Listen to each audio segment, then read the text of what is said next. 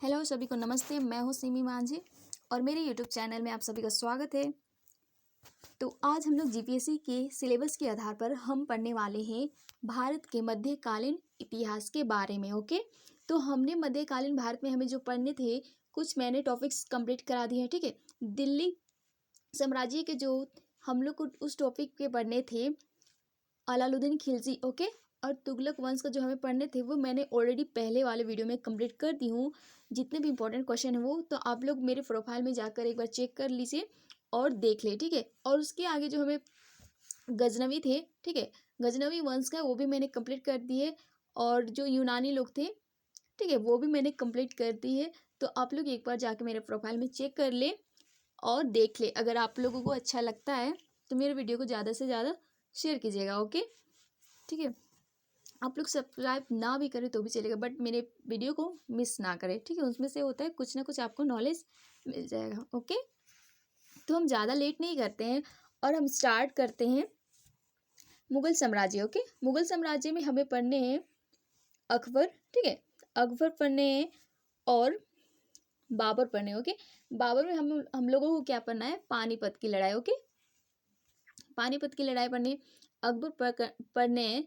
तो अकबर के जो भी उनके जो साम्राज्य में जो भी थे, ठीक है, जो भी हुआ, लड़ाई हुआ, जिनकी मृत्यु हुई, कौन राज्य पे शासन किया, उन्होंने कौन से राज्य का निर्माण किया, ये सब हम पूरे इसके बारे में जानेंगे। ठीक है, तो हमारा जो टॉपिक है मुगल साम्राज्य, तो हम मुगल साम्राज्य के बारे में जानेंगे और मुगल साम्राज्य का स्थापना किसने की, हम इनके बारे में पूरा डिटेल्स जानेंगे। ओके, और ये जो है मोस्ट इम्पॉर्टेंट क्वेश्चन पे ही है। ठीक है, मैंने यहाँ से वहाँ से नहीं बनाया, ये टोटल एग्जाम के बेसिस पर ही बनाया है। तो आप लोग एक बार देख लीजिएगा कंप्लीट। ओके, आप लोगों को समझ में आता है तो आप लोग मेरे दूसरे वीडियो को भी देख सकते हैं।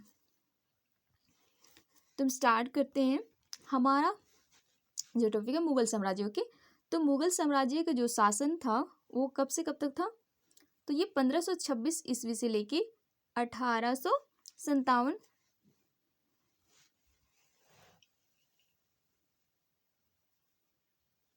ठीक है, 1857 ईस्वी तक था। तो ये जो डेट है आप लोग याद करके रखिएगा कि मुगल साम्राज्य कब से कब तक शासन किया। ठीक है, ये इंपॉर्टेंट क्वेश्चन है। तो हमारा फर्स्ट क्वेश्चन है मुगल अंश का स्थापक कौन था? तो मुगल अंश का जो स्थापक था वो था बाबर। ओके, ये नेम बहुत ही बार बार आएगा तो आप लोग याद रख लीजिएगा। ठीक है, कि पूछा जा सकता है कि मुगल वंश का स्थापक कौन था, तो आपको बताना है बाबर। ओके, नेक्स्ट क्वेश्चन है बाबर का पूरा नाम क्या था? बाबर का पूरा नाम था Zahiruddin Muhammad Babur. Okay, next question देखेंगे बाबर का जन्म कहाँ और कब हुआ? तो बाबर का जन्म हुआ 14 फरवरी 1483 ईस्वी में। ओके, और कहाँ पे हुआ? फरगाना में। ओके, पूछा जा सकता है कि बाबर का जन्म कब हुआ, तो आपको बताना है 14 फरवरी 1883 ईस्वी में हुआ था। ओके, और कहाँ पे हुआ था? तो फरगाना। ठीक है, तो बता दूं कि जो बाबर ने कहाँ पे जन्म लिया है? फरगाना। और वो हमें ये भी बताना है आपको, मैं ये भी बताने वाली कि फरगाना में वो कब राजा बना। ठीक है, उन्होंने कब शासन किया ये हम जानेंगे। ओके, तो हमारा नेक्स्ट क्वेश्चन है बाबर का संबंध किस वंश से था? तो बाबर का संबंध किस वंश से संबंध था ये पूछा गया। तो यहाँ पे हम लोग देख सकते हैं कि जो बाबर का जो संबंध था किस वंश से, तो उनकी माँ अलग वंश की थी, उनके फादर अलग वंश के। ठीक है, और इनके जो ग्रैंड फादर थे वो भी अलग थे। ठीक है, और इनका जो फैमिली था ना वो अलग वंश से बिलोंग करता था। ठीक है, तो हम देखते हैं उनके फादर में किस वंश के बिलोंग करते थे। ओके, तो पिता की तरफ से वे तैमूर वंशज में आते थे। कौन सा वंशज? तैमूर वंशज के। और माता की तरफ से वे चांगेज वंशज के आते थे। कौन सा? चांगेज वंशज के। और नेक्स्ट में है इनका परिवार जो था चहताई वंश में आता था। कौन सा वंश? तो चहताई वंश में आता था। ठीक है, नेक्स्ट क्वेश्चन देखेंगे बाबर के माता और पिता का नाम क्या था? तो बाबर की माता का नाम था कुतलुग निगार। क्या नेम था? कुतलुग निगार खानम। ठीक है, कुतलुक निगार खानम था और उनके पिता का नाम था उमर शेख मिर्जा। ठीक है, क्या नेम था उनके पिताजी का नाम? उमर शेख मिर्जा। नेक्स्ट देखेंगे बाबर फरांगना का शासक कब बना। ठीक है, मैंने आप लोगों को ऑलरेडी बता दी थी कि हमें इनसे एक क्वेश्चन बनता है। ओके, तो बाबर फरांगना के शासक कब बने? तो वे 1400 कब बने? 94 में। ओके, 1494 में। और हमने देखा कि जो बाबर है उनका जन्म कब हुआ था?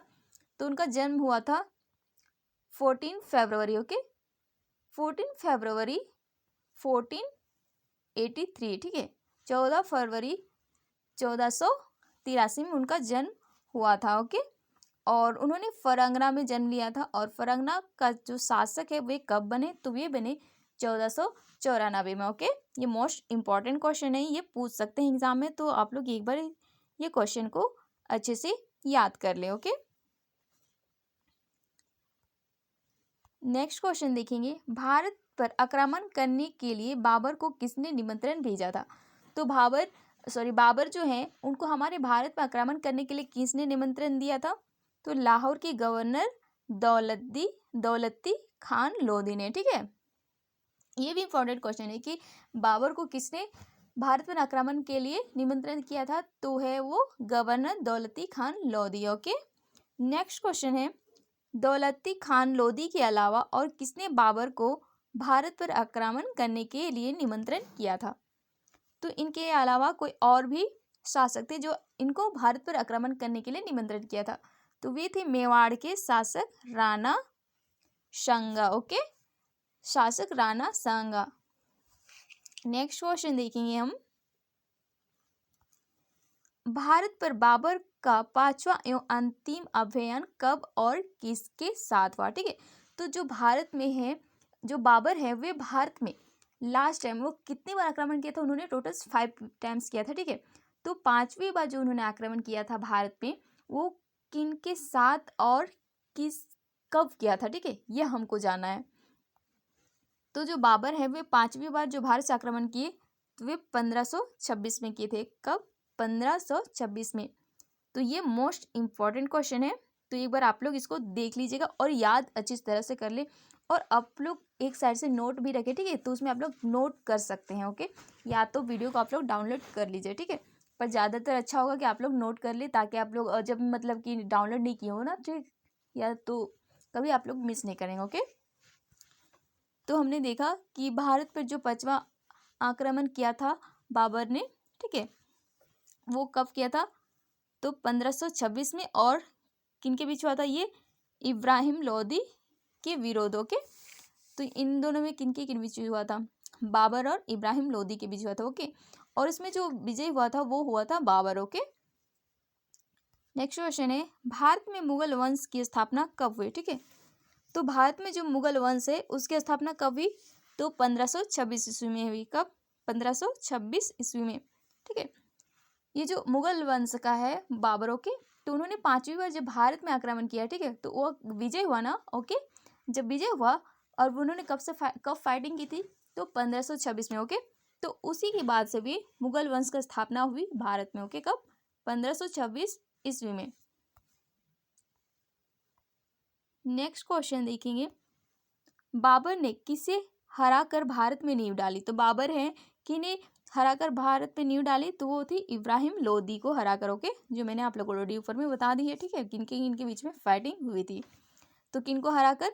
इब्राहिम लोदी को हराकर। ओके, नेक्स्ट क्वेश्चन है पानीपत की पहली लड़ाई कब और किसके बीच हुई थी? ओके, ये क्वेश्चन मोस्ट इंपॉर्टेंट क्वेश्चन है क्योंकि हमें ये एकदम पढ़ने हैं। ओके, तो इसको अच्छी तरह से ही याद रखिए और अच्छी तरह से नोट डाउन कीजिए, रिपीट करके देखिए।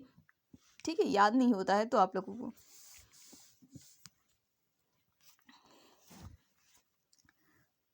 पानीपत की पहली लड़ाई कब और किसके बीच हुई थी? तो पानीपत की जो लड़ाई हुई थी वो 1526 ईस्वी में हुई थी। ओके, कब? 1526 ईस्वी में पहली पानीपत की लड़ाई हुई थी। और ये किनके बीच हुई थी?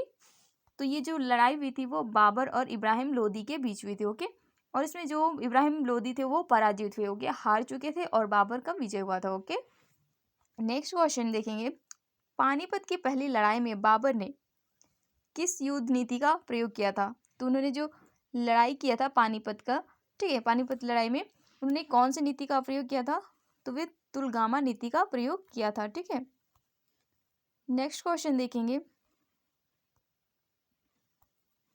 पानीपत की पहली लड़ाई में बाबर के साथ दो प्रसिद्ध निशानेबाज, यानी उसको तोपजी बोल सकते हैं, ठीक है, कौन थे? ठीक है, जब पानीपत की जब लड़ाई हो रही थी उनके साथ तो बहुत ही टैलेंटेड पर्सन था, जो 2 लोग थे, ठीक है। तो वे कौन कौन से थे? उस्ताद अली और मुस्तफा, ठीक है।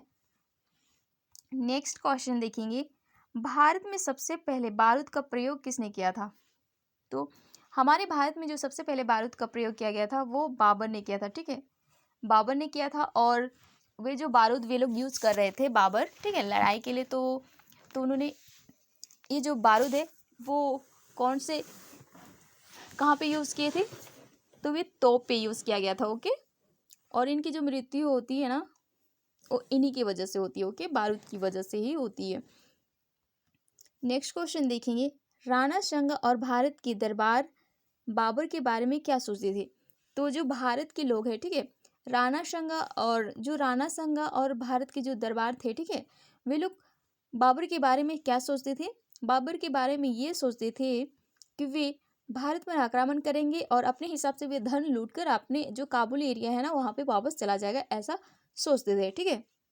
यहाँ पे मैं बता रही हूँ, वे सोचते थे कि बाबर लोधी सुल्तान को पराजित करके धन का अपना हिस्सा लेकर वापस काबुल चला जाएगा, ठीक है। वे लोग सोच रहे थे कि जो लोधी सुल्तान है उन्हें हराकर वो उनसे धन लूटकर और उन्हें हराकर वे अपना काबुल एरिया वापस चली जाएंगे, ये सोचते थे। कौन सोचते थे? तो राणा संगा और भारत के जो दरबार के लोग हैं ना वे सोचते थे, ओके। तो नेक्स्ट क्वेश्चन देखेंगे, बाबर का राज्य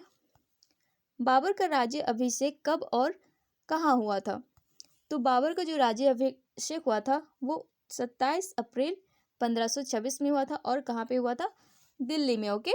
तो यहाँ पे देखिए जो अभिषेक है ना साल सेम है, बस इसमें आपको तारीख, ठीक है, याद करना है। तो तारीख क्या है? 27 अप्रैल 1526, ओके। और कहाँ पे हुआ था अभिषेक? तो दिल्ली में हुआ था, ठीक है। नेक्स्ट क्वेश्चन देखेंगे, खानवा का युद्ध कब और किसके बीच हुआ था? तो जो खानवा का युद्ध हुआ था कब और किसके बीच हुआ था? तो ये पानीपत लड़ाई 1526 में हुई, ठीक है। तो जस्ट उसके बाद हुई थी 1527 में खानवा का युद्ध हुआ था। और ये जो लड़ाई हुई थी वो किन के बीच हुई थी? तो ये लड़ाई हुई थी बाबर और मेवाड़ के शासक राणा संगा के साथ, ओके। और इसमें किसकी विजय हुई थी? तो बाबर की विजय हुई थी, ओके। नेक्स्ट क्वेश्चन देखेंगे, राणा संगा के विरुद्ध किसने जिहाद का नारा दिया था? ठीक है, तो आप लोग पता है ऊपर में किन के बीच में लड़ाई हुई थी? बाबर और राणा, ठीक है, राणा संगा के बीच। तो ये जो उन्होंने उनके विरुद्ध जो जिहाद का नारा लगाया था ना वे बाबर ने लगाया था किनके ऊपर? तो राणा संगा के ऊपर, ओके।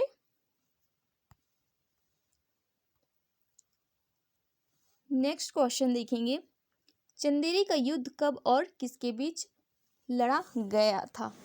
ठीक है, तो ये जो चंदेरी का युद्ध हुआ था वो किन के बीच हुआ था? तो ये कब हुआ था? ये 1528 में हुआ था, ठीक है। हम देख रहे हैं, आप लोग नोटिस करेंगे मैं लाइन बाय लाइन कर रही हूँ, ठीक है। तो ये अच्छा है कि हमें कॉन्सेप्ट से याद हो जाएगा, ठीक है, कि इसके बाद कौन सा हुआ था, ओके।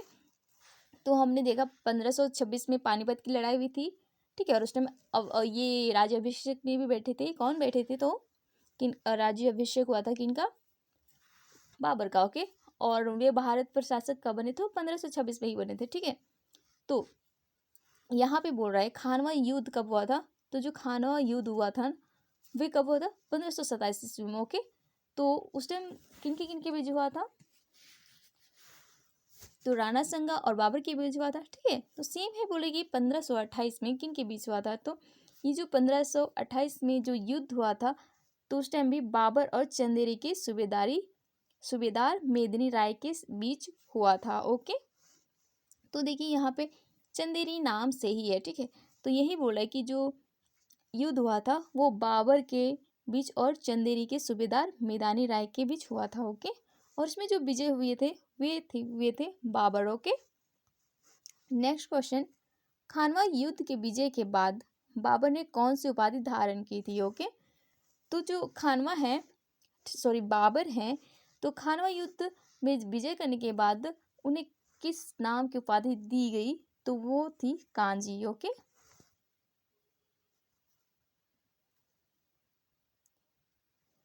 नेक्स्ट क्वेश्चन देखेंगे, घाघरा का युद्ध किसके बीच और कब हुआ था? ठीक है, तो ये जो हमने देखा चंदेरी युद्ध, ठीक है, चंदेरी युद्ध के बाद कौन सा युद्ध हुआ? घाघरा युद्ध। ओके, तो घाघरा युद्ध हुआ वो कब हुआ? 1529 ईस्वी में। ओके, और किन के बीच? तो बाबर, ठीक है, बाबर के बीच हुआ, और बिहार और बंगाल की जो संयुक्त सेना के बीच हुआ। ओके, तो बिहार और जो बंगाल के जो सेना था वे एक जगह होकर, ठीक है, किन के साथ लड़ाई की थी? तो बाबर के साथ लड़ाई की थी। ओके, और इसमें जो विजय हुए थे वो बाबर ही हुए थे। ओके, तो ये भी डेट अच्छी तरह से याद रखिएगा आप लोग। ओके, नेक्स्ट क्वेश्चन देखेंगे, बाबर की मृत्यु कब हुई थी? तो बाबर की मृत्यु कब हुई थी? तो बाबर की मृत्यु हुई थी 27 दिसंबर 1530 ईस्वी में। ओके, कब? 27 दिसंबर 1530 ईस्वी में बाबर की मृत्यु हुई थी। ओके, तो आपने देखा था कि जो इन्होंने जो शासन, मतलब हमारे भारत पर जो शासक बने हुए कब बने थे? तो 1526 में बने थे, ठीक है, और वे जो बने थे वो उसके बाद 4 साल में ही उनकी मृत्यु हो गई। ठीक है, कब? 27 दिसंबर 1530 ईस्वी में हो गई। ओके, नेक्स्ट क्वेश्चन, बाबर के शव को कहाँ दफनाया गया? तो बाबर के शव को कहाँ दफनाया गया? तो बाबर के शव को काबुल में दफनाया गया। ठीक है, वे काबुल गए थे, इसलिए बाबर की जो कहाँ बाबर को कहाँ दफनाया गया? उनके शव को तो काबुल में ही दफनाया गया। ओके, और हमारा नेक्स्ट क्वेश्चन है, बाबरनामा की रचना किसने की थी? बाबरनामा जो पुस्तक थी वो किसने रचना की थी? तो उसे बाबर ने ही की थी। ठीक है, और ये जो बाबरनामा पुस्तक है उस पे बाबर ने ही की थी, और खुद की आत्मकथा यानी अपने बारे में उसने वहां पे रचना की थी। ओके, नेक्स्ट क्वेश्चन है, बाबरनामा का विषय वस्तु क्या है? बाबर की आत्मकथा। ओके, नेक्स्ट है, पानीपत की पहली लड़ाई में बाबर की विजय का प्रमुख कारण क्या था? ठीक है, मैंने आप लोग को ऑलरेडी बता दी कि पानीपत की जो पहली लड़ाई हुई थी उसमें बाबर विजय हुए थे। ठीक है, तो विजय होने का क्या कारण था? पहला तो आप लोग देख चुके होंगे कि पहला कारण क्या था? तुलगामा युद्ध नीति। ठीक है, उन्होंने जो युद्ध हुआ था तो उन्होंने तुलगामा युद्ध नीति अपनाया था। ओके, और उन्होंने तोप का प्रयोग किया था। ठीक है, और उन्होंने तोप का प्रयोग किया था। ठीक है, नेक्स्ट क्वेश्चन देखेंगे, बाबरनामा किस भाषा में लिखी गई है? तो बाबरनामा जो भाषा है वो किस भाषा में लिखी गई थी? तो तुर्की भाषा में। ठीक है, मुगल जो लोग थे वे तुर्की भाषा ही उनका भाषा था। ठीक है, तो वो जो बाबरनामा पुस्तक थी, ठीक है, तो उसको बाबर ने कौन सी लैंग्वेज में लिखी थी या भाषा में? तो उन्होंने तुर्की भाषा में लिखी थी। ठीक है, नेक्स्ट क्वेश्चन देखेंगे, बाबर के आदेश पर अयोध्या में बाबरी मस्जिद का निर्माण किसने करवाया था? ठीक है, बाबर ने आदेश दिया था कि अयोध्या में एक बाबरी मस्जिद का निर्माण किया जाए, तो ये निर्माण जो करवाया था वो कौन थे? मीर बकी ने। ठीक है, कौन? मीर बकी ने। ठीक है, ये भी इंपॉर्टेंट क्वेश्चन है कि बाबर के आदेश पर जो अयोध्या में बनाए गए थे वो किन के द्वारा बनाए गए थे? तो मीर बाकी के द्वारा। या तो इससे क्वेश्चन ये भी बनता है कि जो मीर बाकी ने बाबर के आदेश पर जो अयोध्या में मस्जिद बनवाया था उस मस्जिद का क्या नाम है? तो वो उस मस्जिद का नाम है बाबरी मस्जिद। ओके, तो इसमें 2 क्वेश्चन ऑलरेडी बन चुके हैं। ठीक है, नेक्स्ट क्वेश्चन देखेंगे, बाबरनामा का फारसी भाषा में अनुवाद किसने किया था? ठीक है, तो हमने ऑलरेडी में देखा कि बाबरनामा के जो राइटर है वे कौन है? बाबर है। ठीक है। और उस पर किन के बारे में लिखा है, तो बाबर की आत्मकथा के बारे में, ठीक है। और वो कौन सी भाषा में लिखी गई है, तो तुर्की भाषा में लिखी गई है, ठीक है। तो यहाँ पे पूछ रहा है कि ये जो तुर्की भाषा में लिखी गई है बाबरनामा, उसको फारसी भाषा में, ठीक है, में थोड़ा सा फारसी भाषा में अनुवाद किसने किया, तो अब्दुल रहीम खान खन्ना ने, ठीक है। खान खन्ना ने बाबरनामा को फारसी भाषा में ट्रांसलेट किया, ओके, या अनुवाद किया। नेक्स्ट क्वेश्चन देखेंगे 31। आगरे का आराम बाग का निर्माण किसने कराया था। आगरा में जो आराम बाग है, ठीक है, उसका निर्माण बाबर ने ही किया था, ठीक है। आराम बाग का जो निर्माण करवाया था वो किसने करवाया था आगरा में, तो वो था बाबर, ओके। तो ये हमारे टोटल 31 क्वेश्चन थे जो इम्पोर्टेंट क्वेश्चन है, तो मैं आप लोग कराए, तो आप लोग एक बार देख लीजिएगा, ओके।